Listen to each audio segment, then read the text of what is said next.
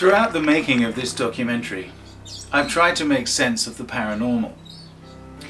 Why is it that some of the people that I've spoken to insist there's a spirit world? How do they know it exists? But most of all, why do they need it to exist? I have been there, and I just felt, how'd you say, peace.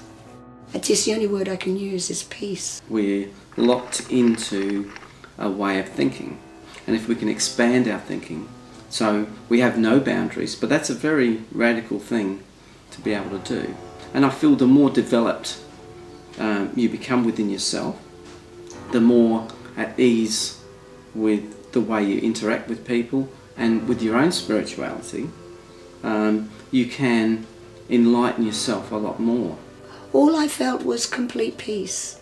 And when I finally woke up, it was like I'd been on a journey, and that journey had taught me what I needed to know.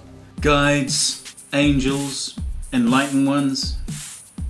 Certainly sounds like a dry kind of place to me. All bright and airy, with everyone being healthy, nice and perfect. Where your golfing average consistently improves, and your next book is always a bestseller, no matter how crap it is. You don't really want to come back because it's so peaceful and beautiful to be there. As I said, this place is hell. Paradise, heaven, eternal bliss. Nice for a while, I should imagine, but most of us would get bored silly, surely. Either that or we'd put ourselves on the waiting list for a grimy little planet called Earth, or some other racy planet. Which brings us nicely to reincarnation.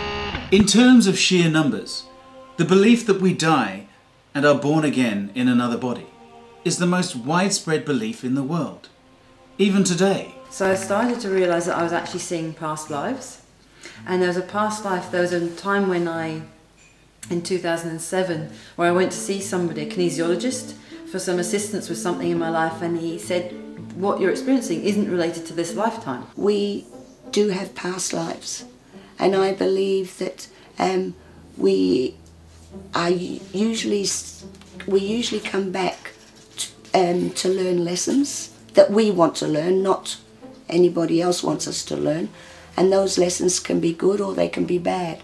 Many spirit practitioners believe that we come back many times in order to learn lessons and ultimately become totally enlightened and free. The lifetime that I had in the past enabled me to have connections that connect into this lifetime. So in fact that past lifetime has helped me to be who I am now. Number one, I could not stand my head underwater. Just couldn't stand it. And I couldn't wear a polo neck because I felt like I was strangling. I couldn't even wear a necklace around my neck. And then when I did a past life regression, I found out what it was. Number one, I was a witch, or drowned as a witch. Number two, that was because I was hung. But to me, reincarnation just doesn't work. I don't understand how the maths of it is supposed to work, let alone the physics.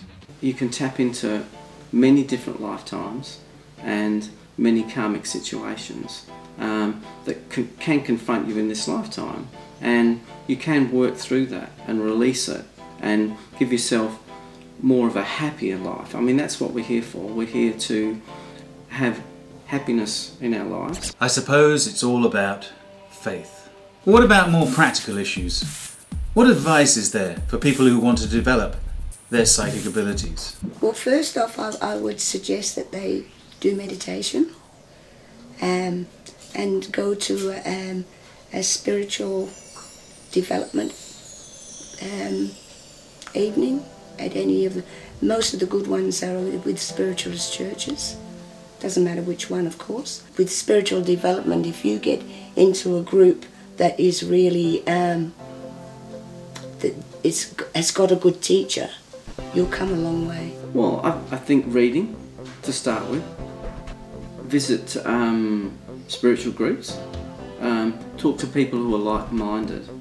And it starts off on a journey and little steps to start with, to harness your talent. Intent is everything, and intent not just in mind but in action.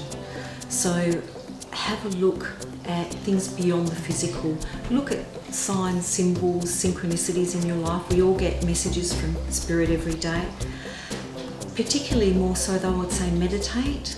If you meditate and do it regularly, that will put you in an open, receptive space. Prayer is talking to God, meditation is listening to God.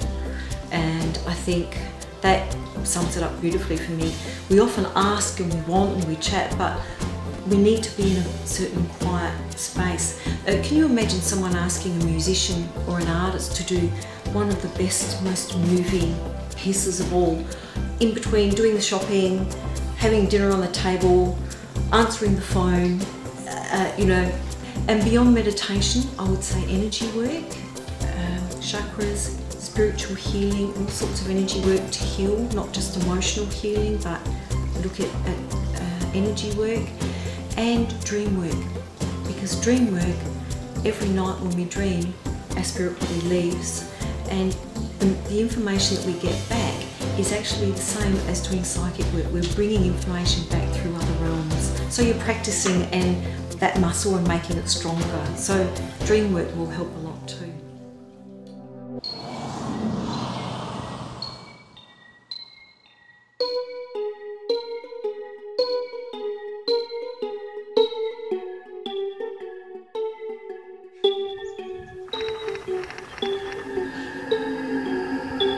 I feel a sense of a woman.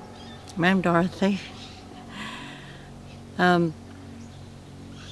She doesn't seem to be that old when she dies. I get the number 63. When I ask her what she died of, I get these pains.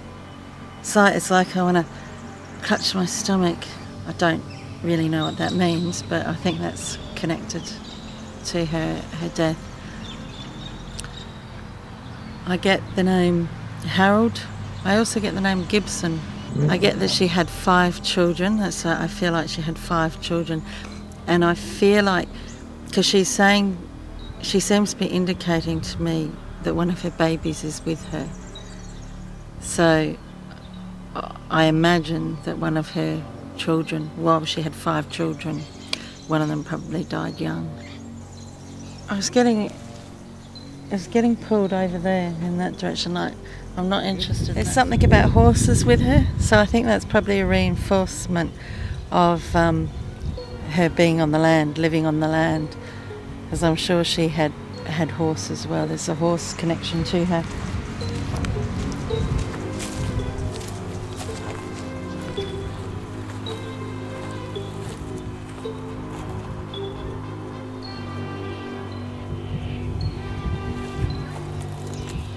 There's a lot of trust involved, but she's not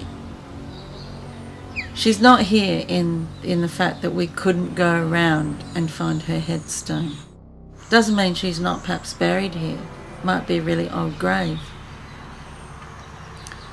But the feeling I get is that we can't just walk up to a headstone and validate this is Dorothy and Harold Gibson, and there's something about 63 and a death, and here's her 5. We're like, here's her 5 children. We can't just walk up to a headstone and validate that.